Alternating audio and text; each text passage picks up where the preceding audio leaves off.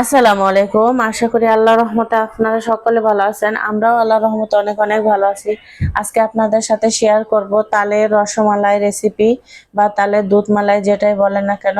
তো চলেন এর জন্য কিভাবে এটা তৈরি করতে হয় সেটাই আপনাদের সাথে শেয়ার করব।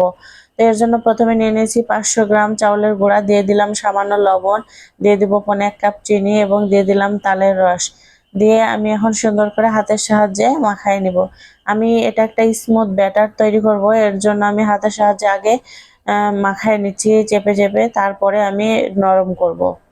তো দেখেন আমার শক্ত করে মাখানো শেষ। এখন আমি এর মধ্যে 1 কাপ ময়দা দিয়ে দিলাম। এই ময়দাটা দেওয়ার ফলে একটা স্মুথ ব্যাটার হবে এবং তালের বড়াটা সুন্দর হবে। তালের বড়াটা যখন আমি মালাইয়ের মধ্যে দিব তখন সেটা ভেঙে যাবে না, সুন্দর হয়ে থাকবে আস্তে আস্তে। তো দেখেন আমি সুন্দর করে হাতের সাহায্যে মাখায় নিচ্ছি চেপে চেপে। তো এবার আমি আরো একটু তাল অ্যাড করব যাতে নরম আমি ব্যাটার তৈরি করতে পারি, সেই জন্য। তো আমার এতটুকুই লাগবে, আর দিব না। তাই দেখেন কত সুন্দর একটা স্মুথ ব্যাটার আমি তৈরি করে ফেলেছি। আমি আরো একটু হাতের সাহায্যে ভালো করে মাখায় নিব যাতে একদম মসৃণ এবং স্মুথ হয়।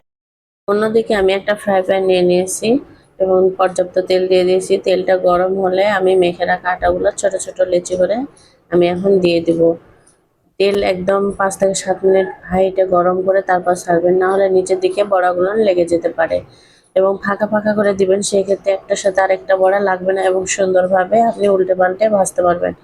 আর যখন বড়াগুলো দিবেন তখন থেকে আপনি মিডিয়াম টু লো ফ্লেমে রাখবেন, হাই হিটে রাখবেন না। যদি হাই হিটে রাখেন সেক্ষেত্রে বড়াগুলো উপর থেকে কালার আসবে, ভেতরে কাঁচাই থেকে যাবে। সেই জন্য লো ফ্লেমে আপনাকে এই বড়াগুলো ভেজে নিতে হবে। তো দেখেন আমার কত সুন্দর করে লাল লাল করে বড়াগুলো ভেজে নেওয়া এই যে শেষ। আমি এখন উঠিয়ে নিব। এই যে দেখেন আমি উল্টে পাল্টে সুন্দর করে ভেজে নিয়েছি, আমার বড়াগুলা ভেজে নেওয়া ডান। আপনাদের বোঝার সুবিধার্থে আমি আরো এক ব্যাচ ভেজে দেখাবো। দেখেন আমি কত দূর থেকে দিচ্ছি, কারণ হাতে তেল লেগে গেলে ব্যথা পাওয়া যাবে।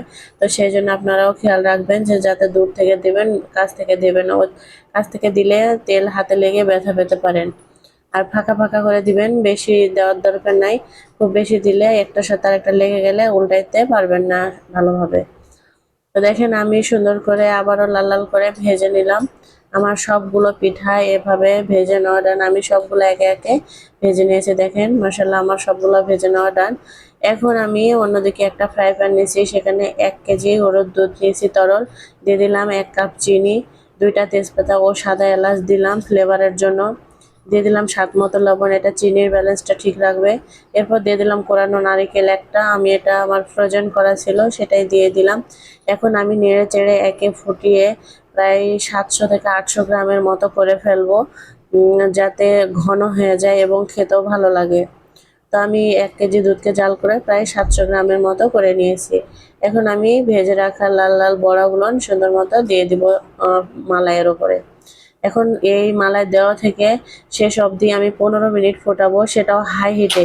কখনো লো ফ্লেমে ফোটাইতে যাবে না, এতে বড়াগুলো ভেতর থেকে সফট হয়ে গলে যাবে এবং ভেঙে যে একটা বিশ্রী পরিবেশ হবে। তো সেজন্য হাই হিটে রান্না করলে আপনার বড়াগুলোর মধ্যে রস প্রপারলি যাবে এবং বড়াগুলো আস্ত থাকবে, একটাও ভাঙবে না এবং পারফেক্ট হবে। তো দেখেন আমার বড়াগুলো একটাও ভাঙেনি, খুবই সুন্দর হয়েছে এবং পারফেক্ট আছে। তো আমি 15 মিনিট পর চুলার আঁচটা বন্ধ করে দিয়েছিলাম। ফিরছি 15 মিনিট পর। 15 মিনিট পর দেখেন নেড়েচেড়ে আপনাদের দেখাচ্ছি যে কতটা ইয়াম্মি হয়েছে তার ফাইনাল লুকটা। আমি এখন একটা বাটিতে উঠে দেখাবো যে কেমন হয়েছে। দেখেন মালাইটা অসাধারণ হয়েছে, যেমন দেখতে দুর্দান্ত তেমনি খেতেও অসাধারণ হয়েছিল। আপনাদেরকে আমি একটা কেটে দেখাচ্ছি যে কেমন হয়েছে। দেখেন কতটা ভেতর থেকে সফট হয়েছে। তো যারা এরকম নিত্য নতুন ভিডিও পেতে চান তারা আমার চ্যানেলটি সাবস্ক্রাইব করবেন এবং কমেন্ট করবেন এবং লাইক করবেন। কমেন্ট করে জানাবেন যে আমার রেসিপিটা আপনার কাছে কেমন লেগেছে। ভালো থাকবেন, সুস্থ থাকবেন। আল্লাহ হাফেজ, আসসালামু